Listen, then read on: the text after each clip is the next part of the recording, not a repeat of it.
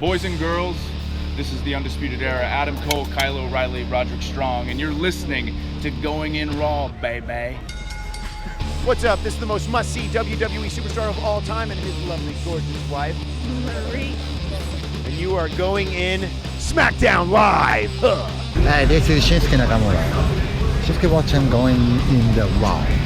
Hey, friendo, Steve here. And Larson. And welcome back to Going In Raw, the only pro wrestling podcast you need to be listening to right here at youtube.com/Steve and Larson, and available wherever fine podcasts can be found.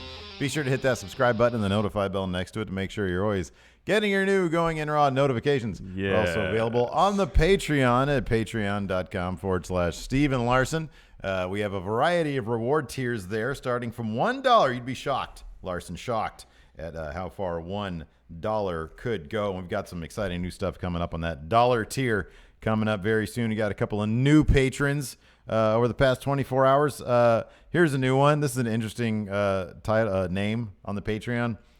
I like turtles and based God T4 for life. I don't know. I mean, the kids are crazy these days, man. I don't know what they're talking about. Kevin Kernow and Greg Francisco. Thank you very much. That's a great name. That's like a 1940s detective name. Which one? Greg Francisco. Oh, yeah, that's good. Hey, how you doing, kid? Greg Francisco.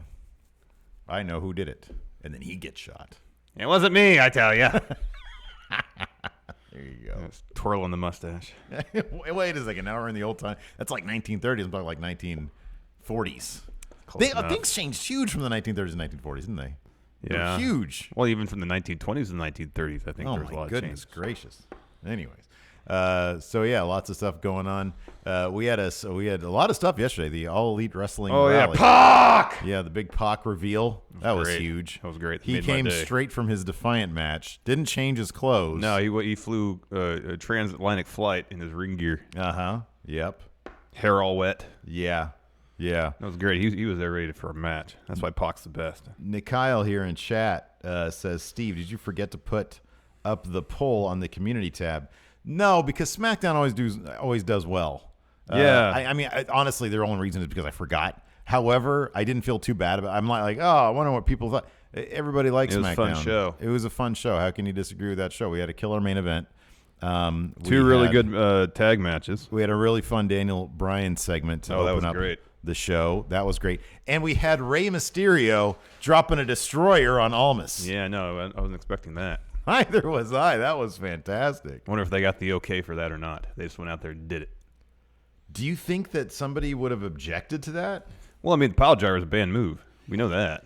Yeah, but they do reverse Rondas, don't they? On 205 Live, yeah. Yeah, they do that stuff on 205 Live. Yeah, but that's not the same as a pile driver. I'll be honest with you. I'm kind of surprised. Like, given the stuff that they do allow, especially on 205 Live, I'm surprised they still have the pile driver as a banned move. I know. When it's done properly, it really looks, I mean, it doesn't look bad at all. No. It's just when it's done improperly, like when Owen Hart dropped Stone Cold Steve Austin. Well, I mean, I mean, pretty much the only person that should be, I mean, just in terms of legacy and whatnot, the only people that should be able to do tombstones, period, I think, at this point are Undertaker and Kane. Yeah. At least for the foreseeable future. But pile drivers, I mean, generally people do them safely and correctly. I don't see what the deal is. Like, when you do it correctly, it just looks like a dude is falling on you as you're sitting down, kind of. And if you keep your legs together enough, really their head is just hitting your legs. Right, exactly. And if they tuck their chin, it should be fine. But I don't know, man. That boy.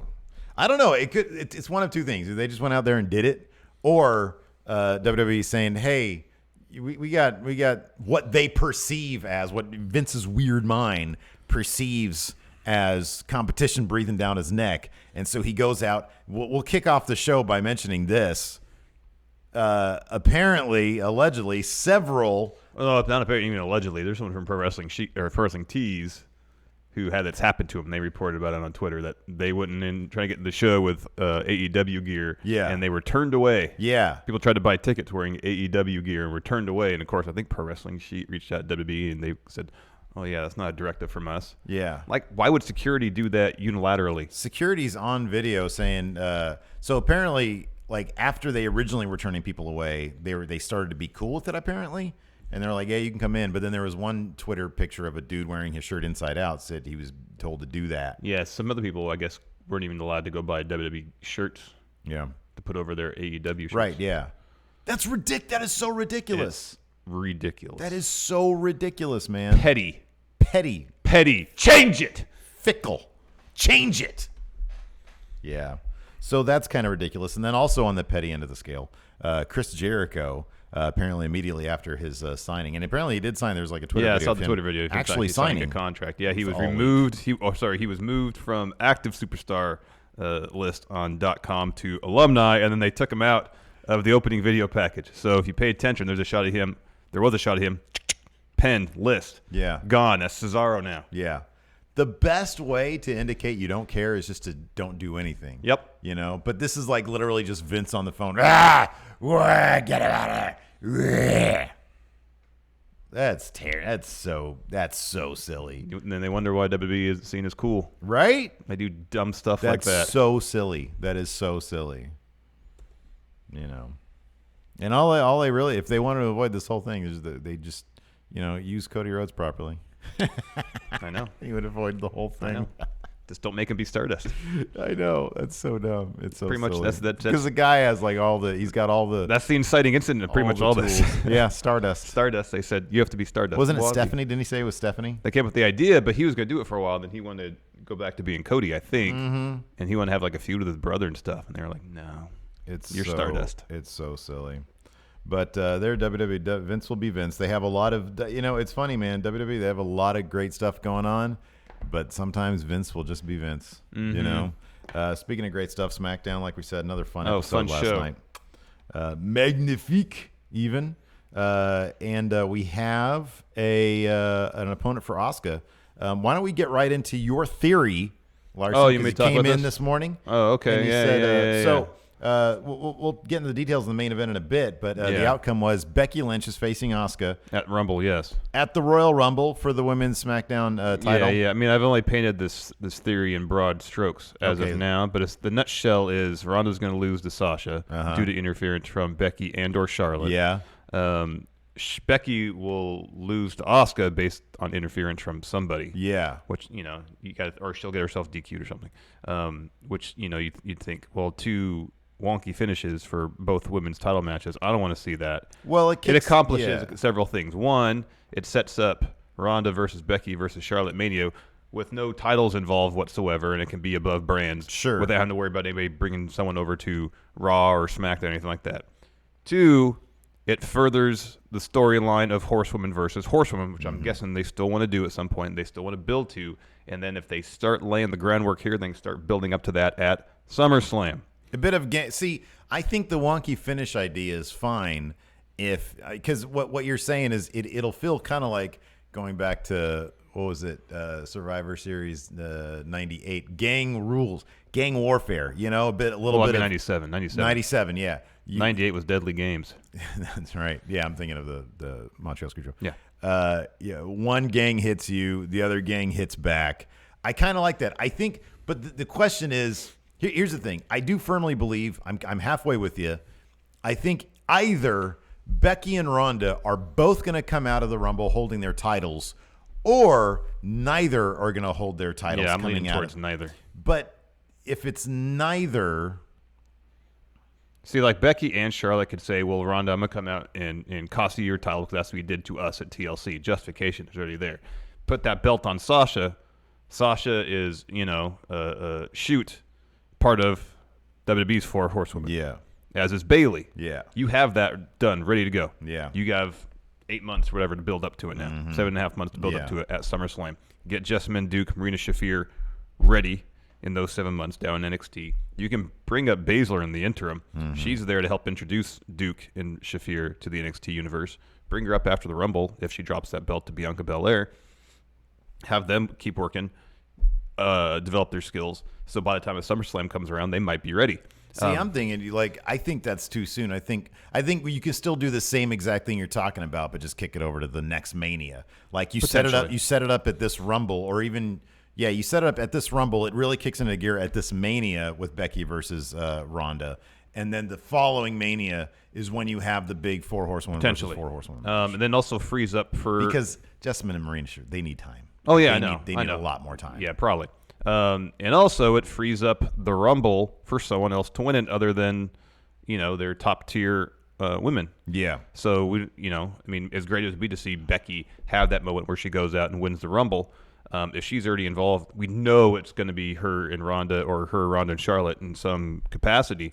It allows someone else to make a star of themselves at the Rumble this year. Mm-hmm. Yeah. If they go one-on-one, let's see. If what you're saying is true, if Asuka retains, Charlotte goes on to win the Rumble. She gets Asuka. That's your non-kickoff. That's a good match. Yeah. Asuka Charlotte too. Yeah. Asuka gets her win back. Yeah. Or if it's Ronda Becky Charlotte at Mania, then you can have. There's a couple ways they can go. They can have Bayley win the Rumble and challenge Sasha at Mania. Mm-hmm. That'd be huge. That'd be good. Or have Ember Moon win the Rumble. I think you're going to get Charlotte Asuka. I think that's why I think it's going to be one-on-one. I mean, we've kind of heard rumors that they're going to be good, that they want to go in that direction anyways. And I think Charlotte Asuka too is a hell of a match at Mania. Oh yeah, that'd be great. I think it'd be good. I really like the idea of Bayley and Sasha also. Mm-hmm. At Mania, I think that's not a kickoff show match. That's a bigger match because we know what they can do. We've seen it before. I really like the scenario. I just wonder if it's a ballsy move to take that title off of Ronda. I mean, it's a big storyline. Yeah. It is. It is to ballsy. do that, and they don't really do that very often. But I mean, how long are they going to have her be undefeated? I know. I agree. Look, and if Becky especially costs her the match, it doesn't make Ronda look bad. Yeah. No, I know. We saw it. We already saw it at that ladder match at TLC. Mm-hmm. So no, I like that idea. Let's get right into. Chris Armis here says, when do we get guaranteed Pete on deals shirts? Oh, I don't know. That's a very niche thing. Yes. Speaking of shirts, though. Who was it on Twitter? So some of our friendos were at the rally yesterday. Yeah, and apparently Hangman Page had some kind words for the Slayus. Oh, shirt. That's Yeah, cool. If I can find it here, That's really let's neat. see here. I tweet way too much. Oh, here we go. So G Sith on Twitter was there. Karen was there also. Yeah. And they took a picture. Yeah. Together, and he said. Hangman Page liked the Slayer shirt I was wearing. I said, what's the story? He said, going through the signing line, Page looks up, stops, looks at the shirt, and then asks what the shirt is, explained to him about the show, and he said he really liked the style. Oh, that's cool. Pretty neat. That's got to feel good. You can get that shirt now, friendomarket.com. Is it still on sale? I never took the sale That's off. fine. So you get it right now for $20. You get the Slayer shirt and the stickers with it. It's a great deal. Maybe we should send one to Adam Page. Yeah, at the Jaguar Stadium? Where do we send it to him? Yeah. Probably, Yeah, I guess so. Hangman Page. Yeah, care of All Elite Wrestling. Tony Khan, All Elite Wrestling. Yeah. Exactly. Yeah, let's do that. Anyways, kick off the show first, Larson. So Daniel Bryan opened the show in the concessions area, dropping a promo in front of a concession stand, berating the people there around the concession stands and those of us watching at home for our mindless consumerism. Yeah. Dumping all sorts of toxins into our body, wrecking ourselves, wrecking the environment. Yeah, man. At one point, he makes his way over to a little table where a couple guys are sitting there eating some hot dogs. He grabs a hot dog. Hold on, not just a couple guys. Local enhancement talent.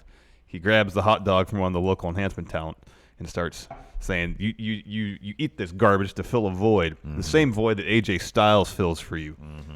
So he pretty much calling AJ Styles like an empty wrestler. Yeah, basically, yeah. Something that makes you feel good in the moment, but you forget about 2 minutes later. Yeah, he's like some Taco Bell. Yeah. Or a hot dog. Or a those concession hot dogs are really good, though. That's not empty, man. At the moment. Yeah. But he's right. You eat this stuff, and then 10 minutes later, you feel like garbage. Yeah, I guess so. Your body shuts down. Well, the chicken strips they have at Arco are pretty good. Yeah, those are really good. My body actually feels pretty good. Yeah, it feels pretty good. Unless I eat the whole thing of fries, and then I start to regret that. Anyways, so he berates the guy and his friend for eating these hot dogs because he's saying this is vacuous. This is momentary happiness, but it's unfulfilling in the end. It's good. And then he throws it at him. Yeah. And he goes to a guy who has a extra large soda, grabs a soda. Hold on, not just a guy. Sorry, local enhancement talent. Grabs the soda and said, look at all this. Plastic straw, plastic lid, plastic cup. This all ruins the environment. Again, this drink is like AJ Styles. It's satisfying in the moment, but in the end, empty. Throws it at him. Yeah. Great stuff. He moves over the merch table. He says, look at this, more mindless consumerism. No, that merch guy was not local enhancement talent. No. That guy was, I think, a legitimate merch guy. And he said, do you have any Yes Movement shirts? And the guy went, says, oh, that's right, you don't, because I killed the Yes Movement. Yes Movement is dead. And the dude was acting like a NPC character. He was just like, yeah. He kept on moving like this. Yeah. And then Daniel Bryan looks at the table, and there's some of AJ Styles' gloves. He picks them up, says, "Look at this. All this consumerism just means nothing. This is empty." And then he starts making his way down the stands. This was my favorite bit. Oh, this was great. He says, "Everybody is weak, submissive, and impotent." So he go to people's faces. Weak. Change it. Submissive. Change it. Impotent goes to this large fella and says, "Impotent. Change it." The guy guy goes, says, "I am not impotent." He goes, "No, I'm not." And then Daniel Bryan says, "I am changing the world." Oh, that was great. That's so good. Oh, man. Oh, that's so good. That's how you take subtle shots at All Elite Wrestling. I don't think he's taking a shot, though. I think he just thinks it's funny that he's referencing that. I don't think he's taking a shot at that. No, I'm just saying WWE in general, sometimes they'll take, whether you consider it a shot, a poke, having a laugh, whatever you want to call it, Yeah. they will reference things to some, like the Vince thing with AJ, when he had AJ hit him, a lot of people thought that was being the Elite and I reference. kind of think it probably was. Could've been. It really did, because it was so weird. It was so out of left field. That's an appropriate way to give a wink and a nod, say, "Hey, we know you're out there, but we're not sweating it." Not turning people away for their shirts. I know. Do you think there's a writer somewhere writing this stuff for Daniel Bryan? Doubtful. Oh, I think so. No, here's the thing. I think it's collaborative. It could be. I think we've heard. Haven't we heard that it's collaborative? I think we've heard that it's collaborative. But so much of what he does feels like it's from himself. I want to say that Jimmy Jacobs, during his little live stream, was talking about writing in WWE. Yeah. I think he said something along the lines of, for some of the guys, it's a collaborative thing. Oh, it could be. And it wouldn't. Hey, look, it wouldn't surprise me if Daniel Bryan wrote his own stuff, but it also wouldn't surprise me if he had a writer. Oh, potentially. Anyways, and they worked together. I guess my point is no one's handing Daniel Bryan a script and say, "Read this." No, I don't think they. I really doubt that as well. So if there's any little references or maybe little fun jabs at, for example, in this case, maybe AEW, I don't think it's meant to be. I don't think there's insulting. I don't think there's no malice. behind it. I think, but I mean, there doesn't have to be in order for it to still be a reference to. Oh it. yeah, definitely. I guess that's my point. Is I don't think just because he's referencing doesn't mean he's taking a jab at anybody. No, I don't think so. And I think it's totally fun and appropriate for WWE to reference that stuff in a fun way. I think it's not appropriate for them to turn away people who are trying to give you money. I know. You have an attendance issue right now. Oh, yeah. You have an attendance issue. Yeah. Why would you turn anybody away, number one? I know. And number two, you're not going anywhere. You're fine. You're too big to fail at this point. You really are. You're losing the goodwill game if you do that stuff. Yeah. So Daniel Bryan makes his way to the ring, and he's instantly attacked by R-Truth because they have a match. Match starts. It's a pretty fun match while it lasts. It's pretty short because Daniel Bryan wins pretty quickly with a knee plus. Pins R-Truth. And then Daniel Bryan celebrating, walking up the ramp. He's about to go backstage. AJ Styles attacks him. Beats him up a little bit, and then shoulder tackles him into the LED board. That was neat. Yeah. Eventually, they're separated, and we move on with the show. Actually, we move on directly into the second match, this tag match, which was awesome. I loved it. Was there even a commercial break? There had to have been, right? There was a commercial break, a picture-in-picture commercial break during the entrances for the tag match. Okay. Which is, hey, that's how you utilize a picture-in-picture. Right. So we don't lose any action. Right. Exactly. And I remember being like, okay, cool, they're going to commercial. And then I look right back and I'm like, oh, they're already kicking this match off. It was very quick. I was very impressed. No, they were on commercial for the entirety of the entrances for all four of them. So That's it was awesome. Rey Mysterio, Mustafa Ali versus Andrade Cien Almas and Samoa Joe. You couldn't ask for a more perfect match and a more perfect outcome for this situation. Yes. We had Almas picking up the pin after just so much fun. Half the match, I kept on looking over at Mustafa Ali whenever he wasn't in the match, and he had just a big smile on his face. Half the time, he sees Ray getting beat up. He still has a smile on his face. Like, come on, tag me, I want back in. I know. Dude, this has got to be cloud nine for Mustafa Ali. and he's in the Rumble. He's in the Rumble. Woo. There's this great spot where Samoa Joe catches Mustafa Ali when he's trying to do like a plancha, a springboard, slingshot plancha. Catches him and then fall-away slam onto the announce table. That was awesome. That was great. You can tell Mustafa Ali is just having a blast. Oh, yeah, for sure. And he's going to really get himself over taking bumps like that. Yep. And then we saw Ray hit a Canadian Destroyer on a pretty crazy spot. So they did like the thing, I don't know. The flip thing, And then Ray reversed it Like they go back into a destroyer, yeah. and then there's just a bunch of movement and destroyer. Have we ever seen a destroyer like that on WWE television? No, man. I don't know if I've seen a destroyer like that in that sequence. Usually it's a fairly standard, like they get him into like powerbomb position, they flip over him and they do destroyer. Yeah. But this was like, oh, I did not see that coming at all. I know. Oh, it was so, and they did like replay after replay after replay. I know, and Corey Graves said the word pile driver. Yeah. Oh man, that's just gonna loosen it up a bit. Loosen it up a little bit. People will laugh, and that's the thing.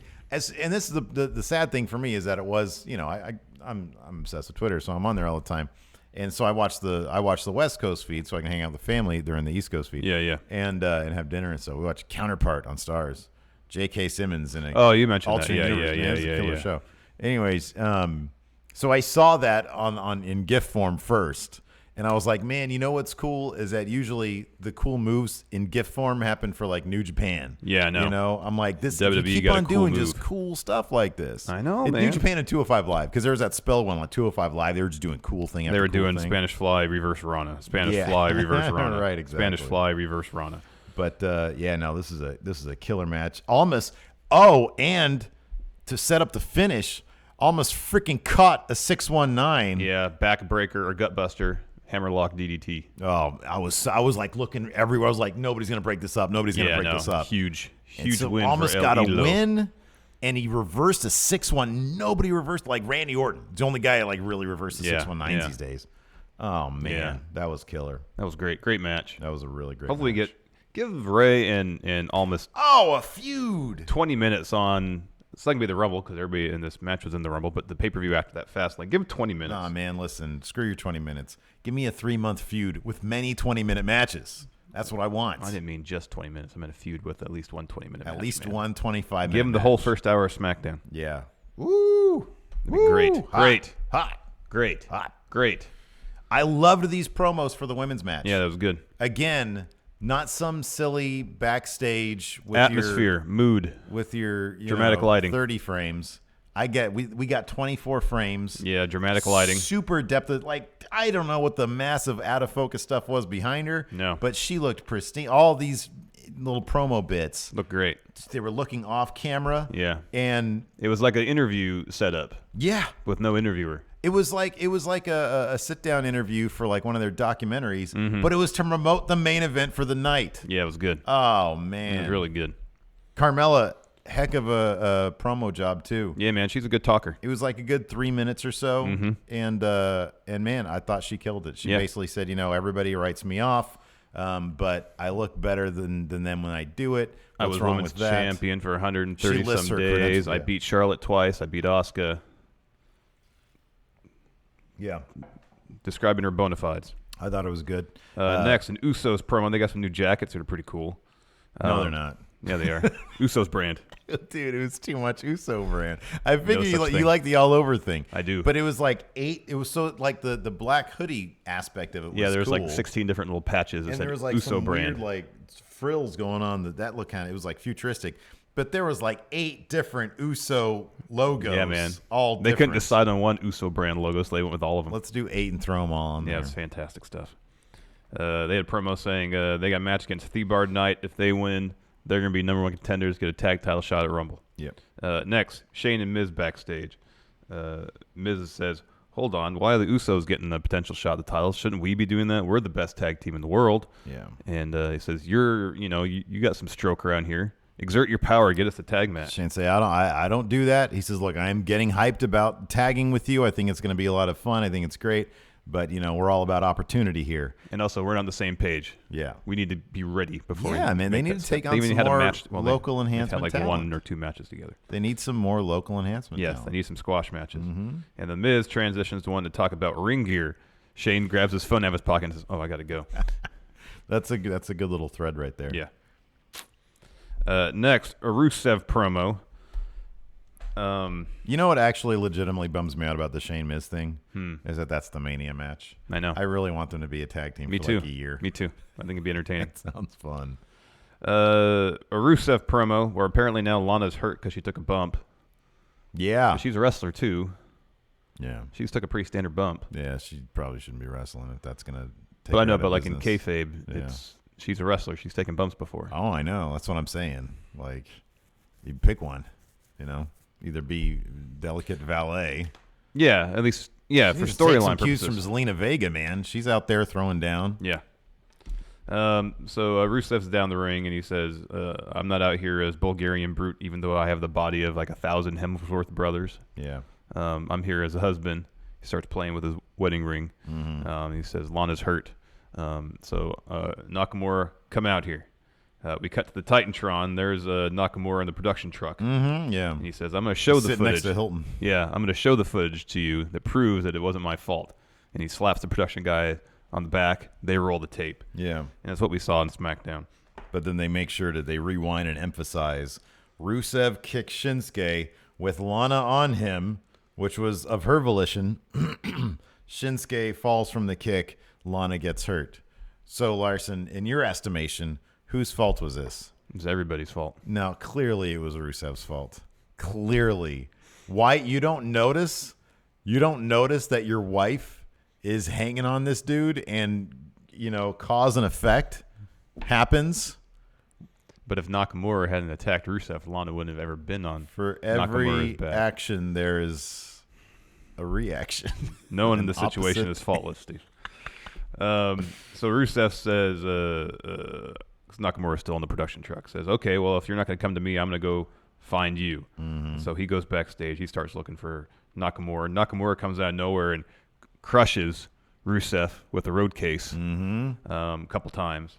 Adam Pearce, Jamie Noble come to break things up. Nakamura hits Kinshasa. And he seemed really happy with himself, so that was good. Yeah, yeah. Next, Becky Lynch promo. Again, atmosphere, depth of field, cinematography. Good stuff. All good stuff. Yeah. Great stuff. Next, we had a fantastic match between Bar and the Usos. I wish they'd take that up a notch a little bit. Like, we get these promos here, but like the Mustafa Ali ones we really liked. Oh, Like, go outside. I know. Put it in black and white even. I know. If it's raining outside, even better. Oh, I know. That's some of the best ones Mustafa Ali did when it was raining When outside. the raining, It was great. I love that, man. Just Heck give yeah. it a little bit more cinematic feel. Agreed. This is match a was good- great. Yeah, this is a really fun match. Bar versus the Usos. I kind of wish we hadn't got a wonky finish, but Me too. anyways. But it was protected, so I guess it's fine. Oh, I know. Plus, I really like this angle. I think it makes me laugh. It is kind of funny, especially the reveal backstage. Yeah. That was well done. Anyways, Mandy Rose comes out to the ramp in a towel. And she says, "Jimmy, I need you to help me find my gold top and gold shorts I left in your hotel room." Yeah. Oh. Whoa. Ooh, Jimmy's distracted. He eats a neutralizer from Cesaro. Yeah. Bar picks up the win. Yeah. Miz comes down the ring, congratulates the Bar for their victory, but he says, "I want a match against you. Shane and I do." And Cesaro says, "Well, let me talk to my partner." Miz eats a bro kick. And Cesaro says, "Oh, a match against an untested team, we accept." Yeah. Done. It was great. I loved Cesaro. He's so even with his accent, he's so charismatic. Oh, I know. He's so great. Oh, I love that team. I think they're fantastic. They're great. So that should be a fun, fun Rumble match right there. So backstage, Mandy Rose and Sonya Deville are walking. Mandy just in one fluid motion, just takes the towel off and throws it off, and she's got her ring gear underneath the towel. She's had her hair covering. She's not walking around. I mean, if you think about it, it makes sense. Yeah, but she had her hair covering the straps to her top. Yeah, so you couldn't see it. Very deceptive. But it was great. Thought she was nakedy. And then they were all pleased with themselves. Naomi comes out of nowhere, lays them both out. Eventually, though, that's brutal too. I know. The great thing is, I think Mandy Rose on her Instagram. I saw this later on from somebody else's Twitter. I don't know, somebody retweeted it, and somebody had a phone up and videotaped the sequence being filmed. So you see the cameraman in there and everything, and Mandy Rose barefoot, and it looks just as brutal, just sort of from a long shot as well. Yeah, just yeah. Somebody's phone. It was great. It was like World Star. Naomi lays them both out, but eventually Sonya and Mandy get the upper hand, and then Jimmy runs in, says, "What are you doing?" and makes the save. Yeah, that was good. There wasn't a whole lot of urgency from Jimmy there. No, he seems tickled by the whole thing. Yeah, too. Sure he's flattered. Next, Charlotte promo again. Cinematography, depth of field. Very good. Dramatic, mood, lighting. And she says, I really have nothing left to prove. This is all about me or something. I don't know what she said, but it was good. Yeah, it was good. I was too busy appreciating the cinematography of the film. Yes, the yes, filmmaking yes. technique. You're wrapped into the production technique. Exactly. Next, this might have been the highlight of the show for me. Daniel Bryan was leaving the arena. He has an interview, and then Kayla asked him, night didn't go well for you. He's like, of course not. Somebody spilled mustard on my T-shirt, and there's a huge yellow mustard stain. Yeah. I think, did he say something like, that impotent man in the crowd spilled mustard on me? And then she says, well, I meant, AJ Styles attacking you. And then he went off on AJ. Mm-hmm. It was great. Yeah. This was so good. I think, dude, I think you're probably right. I think 90% of it is probably just Daniel Bryan doing Daniel Bryan. Because also when you look at his interviews that aren't on TV, that I would actually be surprised. I mean, do you think anybody actually scripts the stuff that you don't see on TV? I'd be surprised. Me too. I mean, why would you take the effort? And plus, it's an opportunity for them to just practice improv. Exactly. They're so good and they're so in lockstep with what he does on TV that, maybe people pitch him ideas for hey, you could or say he this. pitches them ideas. They give him an early, like an That early could draft, be, and yeah. he rewrites it or something. Yeah. So that was great. Next, Miz backstage. Shane finds him. Shane's like, "What are you doing?" And Miz says, "Well, I'm doing what you said to do. We got to go out and take on challenges." That's how it works in New Japan, man. You just go out there and you challenge somebody. Exactly. And Shane was like, "No, that's not how we're gonna do things." But okay. Match is on. Yeah. Yeah. I like it, man. I like that Shane is on board. I know. And it's felt natural. It's felt organic. It's felt good. I don't want them to get one loss at the Rumble, which they're gonna lose, and then break up. I don't know, man. They might win. Do you think? See, that's I will mark out, not as much as I marked out for Pac, but they win and then defend the titles at Mania. Is this a thing they're going to keep going? I hope so. They shouldn't do a one-on-one match, and I think the crowd likes it. Yeah, I think so.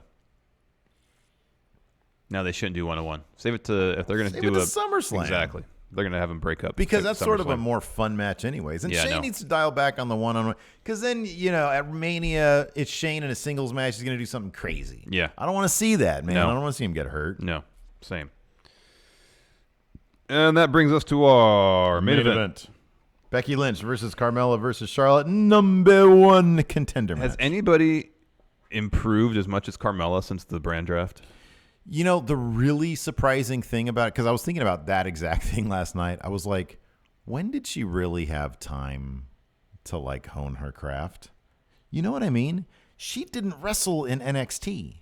Barely. Did she? She had a few televised matches in NXT. She did? Yeah, She had a couple matches in NXT? Yeah. Okay. After Enzo and Cass got that. called up, especially. I remember that. Okay. All right. But then she got called up fairly quickly. She was Mr. Irrelevant in the draft. Yeah. And she has had no time. I mean, granted, I know she's been on TV regularly for a while now. And on the road. Obviously. But in terms of having that time just to yourself to practice and hone your craft, not in front of a crowd, man, I mean, she's up to the test. She's not the wrestler that Charlotte or Becky Lynch are, but man, she can basically in hold both her these own. triple threat matches. This one at SummerSlam, she's held her own. She's put in probably her best performances. Yep. Yeah. And she's great on the mic too. And she's really, really good on the mic. Yeah, she is. Charlotte finally hit that moonsault.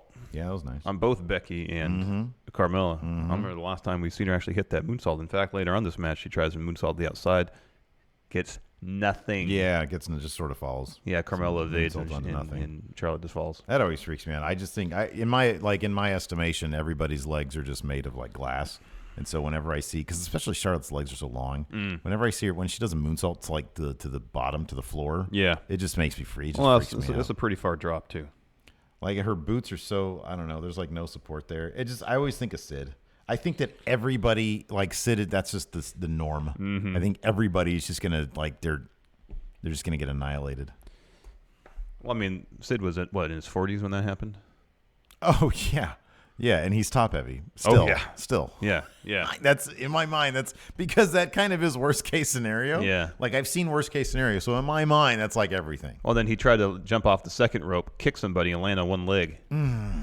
So he had 300 plus pounds on one skinny calf. Because he didn't do leg days, man. He didn't. If he did, it was just the quad curls. Yeah. Well, he might have did some squats, but he definitely wasn't doing calf lifts. Yeah, I don't know, man. Freaking Sid. Oh, that just traumatized me. Yeah. You saw the Kevin Ware injury live, yeah. as it happened, right? Mm-hmm. Yeah. That was the worst. Did you see that one that happened in the Cowboys game? I texted you about. No, you text every time there's a nasty injury, you text me, and then this is what I do. I'm like, oh man. I go on Twitter and I literally start doing this.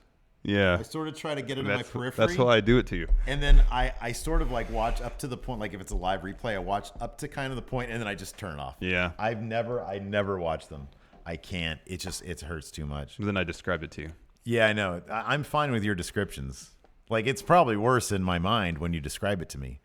No, that was pretty bad.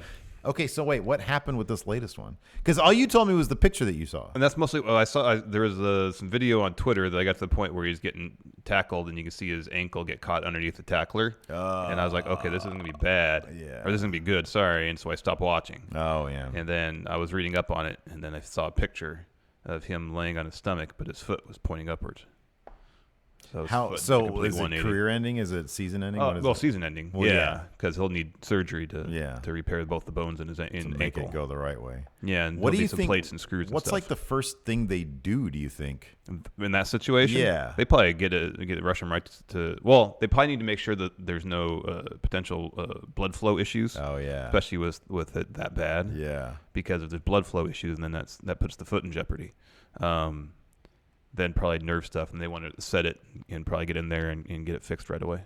Yeah, because that's probably demolished. When they set it, like, what do you think? Well, I mean, depends. They'll go and take X-rays depending on the extent of the damage. Like if both bones are just shattered. So it's just like behind him, like until surgery, basically. Like I said, it depends. Yeah, it depends. Oh.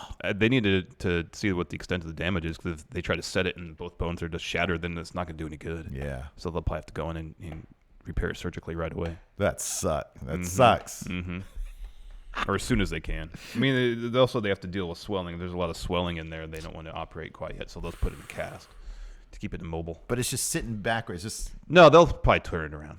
They'll just do that. They'll go like that. It'll hurt, yeah, but they'll do that. It's like Civil War era stuff, man. But I guess I don't know. Maybe they have to make sure they don't twist it the wrong way, because then you can constrict blood vessels. Yeah, I don't know.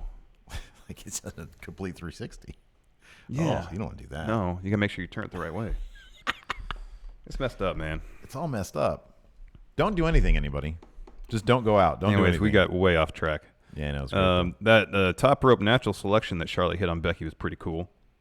Yeah, that was rad. And then Carmella kicks Charlotte and then goes for the pin. Charlotte breaks it up. Mm-hmm. Charlotte puts Carmella in the figure 8. Becky breaks it up with top rope leg drop. Charlotte kicks out. Becky transitions directly into disarm her. Carmella breaks it up with super kick. Mm-hmm. Charlotte spears Becky, but then Charlotte eats a kick from Carmella. Becky comes to, puts Carmella and disarm her. Carmella taps. Becky wins. Asuka comes down the ring. They have a stare down, talk some trash. End show.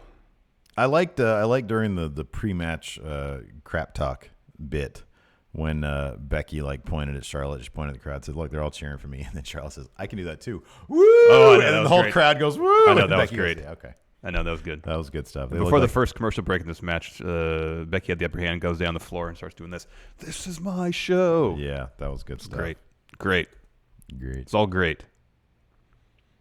Anyways, excellent episode of SmackDown. Wildly entertaining. Best stuff. Before we do questions, I want to do this real quick just because I brought it and I don't want to forget it. Oh, yeah. You have something for set, yes? I ordered something for the set. I ordered it a while ago, and I just keep on forgetting to bring it in. But look at this, man. The last time maybe the last time a Big Four pay-per-view, I could be wrong. Oh, yeah, Royal Rumble, yeah. The Royal Rumble was at Arco Arena here in town. I got us a show poster. Cool. Look at that bad boy. What year was that? 92.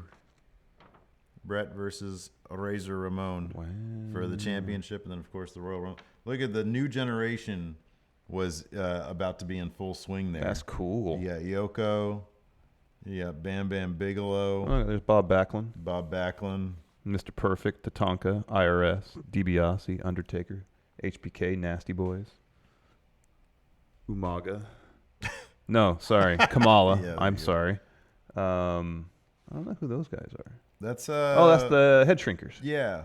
Bam Bam, Yokozuna, Yeah. Crush, Flair. Yeah. That's cool. It's a good looking poster right there. January 20. Is it 92? 92, yeah. January 92. I think it was No, that doesn't make sense. 93. Yeah. Because 93. 92 is the one that Flair won. January, yeah. So yeah, pretty cool. I figure we'll put over there because like there's like brick over there. So I figure I need to fix that spot right there. So yeah. Anyways, Man, that Hart Razor Ramon match is probably pretty good. how long was it? Almost 18 minutes. Oh, whoa, that's cool. HBK versus Jannetty for the Intercontinental title. Oh, poor Jannetty. Interesting. We need to decide what Rumbles we're going to do for Going in Raw View this month. I know we do. We need to figure. 92 is one of them. Well, yeah. Well, I want like significant ones. The 92 one's good. It's got flair. Mm-hmm. I wouldn't mind like trying out the first one, and then Was it 88 or 89? I think 88. I like they use the same artwork for 2 years in a row. Golly, freaking Patreon's killing my soul right now. I was being slow. No, it's just you put your cursor over something and it just like shows their mhm. name. All right, here we go. Some questions. Oh, this is a good one. Alex Foster. If you had to have, this is a great question. This is like a Truth Exposed question. If you had to have a living wrestler haunt you as a ghost part-time, who would you pick? So he's current, but he's able to astrally project himself Yeah. and haunt you part-time. Who would it be? Big E. Oh yeah, that'd be That'd be tons fun. of fun. That'd be a lot of tons fun. of fun. Yeah. Yeah. I'm gonna say Mandy Rose. She seems like she's got a lot of. She seems like a funny person. That'd be pretty cool too. Mm-hmm. Mm-hmm. Like, hey, Mandy Rose, what's going on? Hello, Ghost Mandy Rose. Richard Ely, man, you guys are early today. Enjoying you and my workout. Cool. This is part of the new way. Yeah, we're at 9 on 9. 9 every in the day. morning. Yeah. It's really messing both of our internal schedules up. A lot. Sleep-wise, in every fashion. There's basically see, imaginable. sleep-wise, I'm actually okay. Like I like getting up early because I get to do more stuff. But like the internals of my body, they're still figuring that out, takes some man. adjustment They're period. still figuring that out. Joe Juarez, hey, last night showed that Vince can put on an amazing product. It makes me sad that it has to take small crowds, ratings, and all elite wrestling to make it happen. SmackDown's been consistently really, really good for a long time. It's been consistently good, but there have been some signs of even further improvement. I think like that Destroyer, the Daniel Bryan stuff. More Almas on TV. More Almas on TV. Almas Ali. picking up a win. Ollie to the main roster full time. I mean, even that. And I wonder. Let me ask you this: Is there any correlation there? The All Elite Wrestling thing, or is the improvement simply like a ratings thing? Like, hey, we know that enthusiasm's down. I imagine the All Elite thing. I wonder if some of that is Kenny burn, if they're feeling burned from Kenny going with them. Maybe if that was kind of a wake up call. Like, man, we threw everything we possibly could, assuming he signs with All Elite. Yeah, We threw everything we possibly could. It also kind of makes me wonder if that's just a big sign that Kenny is signing with All Elite. Yeah, maybe. Because if he decided to go to WWE and they knew that, then, would they really Well, I think it be? wouldn't just be Kenny. I mean, I think the Young Bucks in their thing on being the Elite, their note to Triple H about, we've seen the Raw Tag Team division. We don't want any part of that. Mm-hmm. I mean, there's probably a lot of truth to that. Yeah, I think so. And they see the landscape in WWE, and it's like, okay, well, how does this necessarily benefit us beyond just the financial aspect of it? Yeah. But throwing everything I know. at Kenny and then him still saying, no, I want to go to All Elite, that's got to raise an eyebrow and get some people mad. Mm-hmm. I mean, when I say people, I mean Vince. I think Triple H probably cares, but I don't think Triple H doesn't strike me as a guy who'd go petty. Yeah. He just doesn't. I could be wrong. Jurgen Johnson & Johnson's, have you ever seen a bigger no-sell than Becky on that spear from Charlotte right into the disarmer to Carmella? Yeah, she got it pretty quick. Liam Wagner has a point, though. He says, Warrior no-selling the pedigree. Yeah. That was the bigger no sell. Yeah. That's a mess. That was probably the top no sell ever. That was pretty funny, though. Let's see here. Maynard Leadon. Should Aleister Black go to SmackDown on who should be his first feud? He feels like a Raw guy, but does yeah. feel like a Raw guy. At this point, I'd rather see him on SmackDown. Yeah, creative on SmackDown's way better. Did you see Heavy Machinery had some sort of Had a dark match. Had a dark match on SmackDown. And did EC3 have another one? Oh, I didn't hear that. Well, he posted on Twitter his Titantron screen in the arena and just had hashtag SD Live. Oh, no kidding. That's interesting. Maybe he did. I didn't hear about it. Let's see here. All Elite Wrestler. Almas may be my favorite in-ring wrestler to watch, but I'm tired of him not being in any real storylines. Do you think there is a possibility they will transition from Almas's win into a feud with Ray? I hope so. It feels that way. Like whenever they have somebody who hasn't won in a while pick up a win, sometimes it's the start of something. Even if it's a mini push, it's a start to something. Yeah. So I do hope that. I mean, it'd be great if they got Almas in something resembling a storyline. Yeah.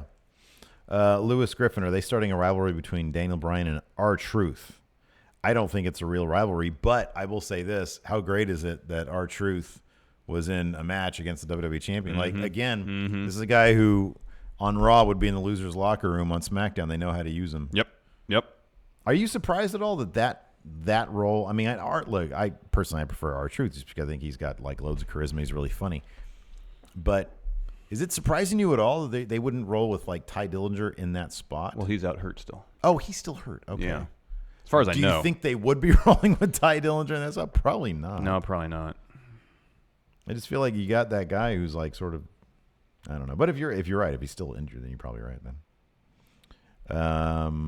David Prock, early prop bet here. Who do you think will be the Iron Man or woman in this year's Rumble? Good Last question. year was Finn and Sasha. Yeah.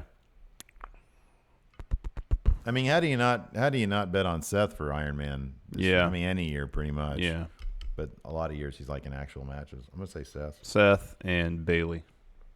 I'm gonna say Seth and Ember Moon. Alex C says Mustafa Ali for Iron Man. That's a good pick. I could see that. That's I a good could see pick that. too. Yes. This is a good one. Jason the Cabbie. Abraham Lincoln, America's first president in the Wrestling Hall of Fame, stumbles upon the Raw Gate and finds himself in modern-day WWE. Who gives him his best match? I think it has to be someone who's a really good ring technician. Yeah. So Daniel Bryan. Yeah. Samoa Joe maybe. I think that he could have a killer match if he landed in 1999 against Regal. Oh yeah, That's the match that I would good. want. That's Abraham good. Lincoln versus That's William good. Regal. Or actually, fast forward a few years. I think maybe when Regal was doing "He's a Man." Right. Yeah. Just So such part a of the program man. could be out there. Both of them chopping wood, Chopping wood, yeah. doing stuff like Building that. log cabins. Yeah, stuff like that. Yeah. And then Regal drives up in his car and Lincoln's head just, what is that? I know. He pulls out his Nokia brick from his pocket. Right, What is yeah. this? What is this? Magic numbers. Let's see here.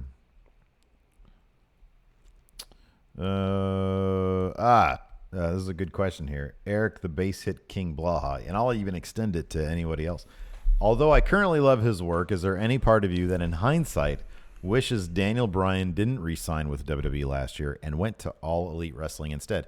Open that up. Like people who have re-signed like last year, Like Kevin Owens? like Kevin Owens. Is there any part of you that was like, man, I'd really like to see what they could have done with Oh, All yeah. Elite? I mean, we kind of got that with Pac. Yeah. You know, that's sort of the, I would say like my number one. I mean, Daniel Bryan, maybe. On the other hand, I kind of think that if you look at Daniel Bryan's title run so far, it's been really like stellar match with AJ Styles. Yeah. Stellar match with Brock Lesnar. Dropping some awesome promos. Yeah. I mean, how do you argue with any of that? You know, those are two matches that are probably better than, well, I'm not going to say against Kenny and All Elite or against Pac necessarily in All Elite, But those are two really good matches. Those are two pretty high-profile matches. That being said, Finn Balor, when his contract's up, I want to see what he can do in All Elite Wrestling. Wolfpack for life. Whose individual finishers would make a great tag team finisher? He says Claymore and Daniel Bryan's knee plus. Ouch. That's a rough one. Like Ciampa and Gargano going directly at somebody. Man. Great. Okay. Is there any way we could get a Codebreaker RKO combo? Like, I'm here and then Orton's above me. Yeah. What about a Doomsday Eclipse? Ooh, that's a good one. So, like, is the dude up on his shoulders? Yeah, and Ember Moon does the eclipse. Oh, that's a and so good the one. person who has the person taking on the shoulders falls with him. Yeah, that could be good. Oh, that's a good. I like that. That seems like it could be really dangerous, but it could be good. Doomsday Eclipse. It's got a good name to it. This is a non-starter right here. Eddie Jose Guevara Menivar asks, how do you successfully split the Usos? You don't. Successfully meaning they both get over by themselves in the future. I think that's impossible. You'd have to rebrand them in such a dramatic way. Mm-hmm. Like here's kind of how you do it. Which one? Jimmy's married to Naomi, right? Correct. He would have to basically adopt her gimmick, and they would be, like a married wrestling tandem. They do mixed tag matches together. Yeah. They would come out for each other's matches, but he would have to feel the glow. He would have to glow up and do a bunch of crazy dance stuff. And then the other Uso would have to do something completely different. Maybe he would do I saw what's his name, Jason Momoa, doing that battle dance thing. Oh yeah. On the red carpet. Yeah. And the Usos used to do something that, right? So he would have to then be Aquaman. Okay. So rebrand him as Aquaman. Aquaman, okay. Yeah. All right. King of the Seas. And Jimmy Usklo. Yes, Usklo. Liam Wagner says, in kayfabe, how do superstars get into the production trucks? Through the door? Yeah, what do you mean? How do they get in there? They just walk in. They walk in. They're not like they exist in kayfabe, obviously. Yeah. They just open the door and walk in. They just walk in. They just walk in. James Fletcher, why is Shelton not being used at all? He is so good, deserves at least the U.S. title. He is great. He is great, man. We had him on We Book Raw. Probably not going to see him for a while, but he's great. Oh, man, JC Zephyr. Do you think Mandy Rose belongs on Temptation Island after her stalking Jimmy Uso once again? Are you going to watch Temptation Island? No, I remember watching that in its original run. Yeah. No, I'm good. It's kind of funny. All that stuff sort of originated with the original Real World, and then eventually within 5 years they realized that people just want to see these people bone. I think originally Temptation Island was a spin-off, or at least inspired by a show I think called Paradise Hotel. Okay, yeah. Which is kind of like what Bachelor in Paradise became, where they just put a bunch of single people in a a tropical hotel and see what happens. You know? But there's a game show aspect to it where people are eliminating stuff. Real World started out as such a great social experiment. I know it really did for 3 years. Yeah, and then it's oh, wait a second, people really want to see all these people bone in different iterations, or fight, or literally fight. Yeah, and then get kicked out. Scandal. Yeah, they want to see scandal, so we're just gonna start manufacturing all this stuff, and then Rich Hardesty, Claymore into the corner, set up for a coup de grace. So instead of Finn's drop kick, Claymore then coup de grace. Claymore. And then followed up by coup de grace. Okay, I like that. But I want to do the same. I want to do the move at the same time. Exactly. Basically. Yeah. So it'd have to be, a coup de grace, and then the other guy does a leg drop. There you go. Can we get a razor's edge into something somehow? A razor's edge into. So you got the guy like this. You throw him over like that. What about a combo Claymore package pile driver? Okay, hold on a second. You Claymore the person as he's getting dropped on. Oh, that's just mean. That's just mean. That's rude. Isn't that kind of the point? Yes, it is. You're answering the next question. I'll get trivia card. Eric Funcher Hey, while you're up, can you turn off the heat? Okay. It's freaking hot in this place. Eric Foncher. Was Carmella in the triple threat match last night so that neither Becky nor Charlotte, excuse me, had to eat a pin so that no one lost their momentum?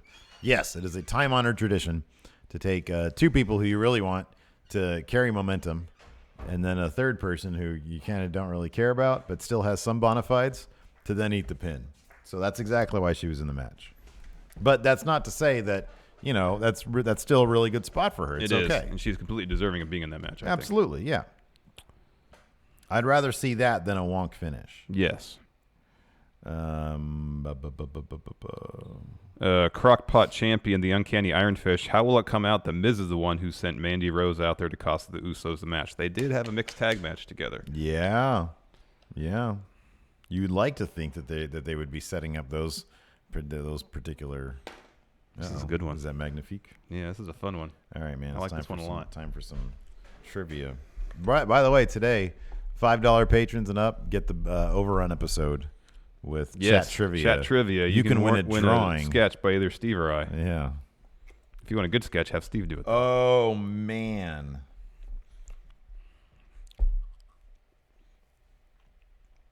This is a really fun card. Good. This is a fun one, too. All right. I'll go first. All right. Can you please give me the 10 gimmicks of Charles Wright? Oh, wow. So there's Kama, the ultimate fighting machine. Well, he was known as the Supreme Fighting Machine. Sorry, Supreme but yes, Fighting correct. Yes. Godfather, obviously. Yes. Now, okay, I'm going to give you a hint for the first one that you said. There is another angle on that one, too. So there's the Supreme Fighting Machine. Is there a Nation of Domination, Kama? I'm going to say yes because he goes by Kama Mustafa. Okay, yeah. So, yeah. So that's go ahead. 3 I got, I think. Yeah. There's Papa Shango. Very good. Right to Censor. What was his name in Right to Censor? Oh, shoot.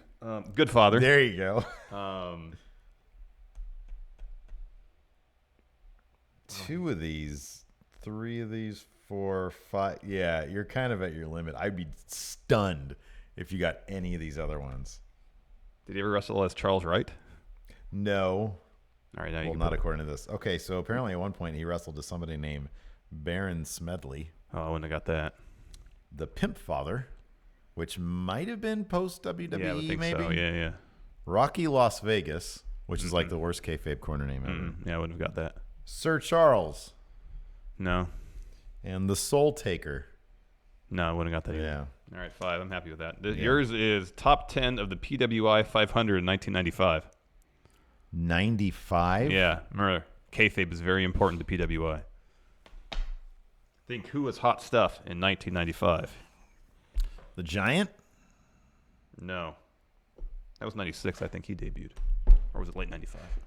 Yeah, that was 90. That was Halloween. I think it's like September. Halloween Havoc 95. Okay, I think it's like September to September. Okay. Or July to right. July. July 94 to July 95 is there.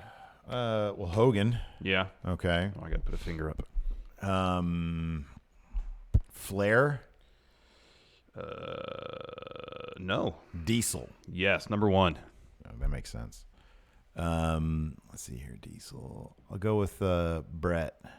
Number 4, yes. Okay. 95. What a weird year. Shawn Michaels. Correct, number 2. Wow. Okay. That makes sense. Let's say Sid. No. Undertaker. No. No. Wow. Oh, no.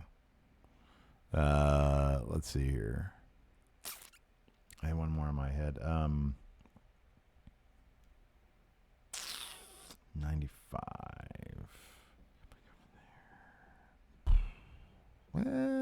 Macho Man?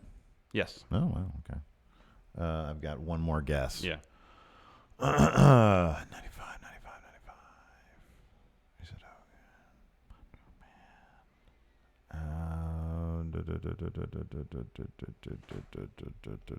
Hogan? Can I ask for a hint? Are there any Japanese wrestlers? Yes. Okay. I don't even know. Chono. No, it's Misawa is a Japanese wrestler, but also Vader, who at the time, he was in WCW then. Sting was 3. Yeah, Sabu was 5. Wow. Vader 7. Razor Ramon 9. Misawa 10. Razor, wow. Big IC champion at the time, I think. Yeah, I think so. Wow. I think so. Good stuff. Man, look at that end in a tie. Nice. Go me and go you. Yeah. Yeah, Mediocrity across the board. Those other 5s were just like so, like Rocky Las Vegas. What the heck is that? Yeah, I know. Sir Charles and the Soul Taker. The Soul Taker from the River Stygian. Anyways. It's funnier not to use that word incorrectly. I know. Truly is. Thanks everybody for tuning in. We appreciate it. Yes, thank you very much. Let's get some music for and you guys. patrons, stick around. We'll be back for Overrun in about 10-15 minutes. Correct. And until next time, we'll talk to you guys later. Goodbye.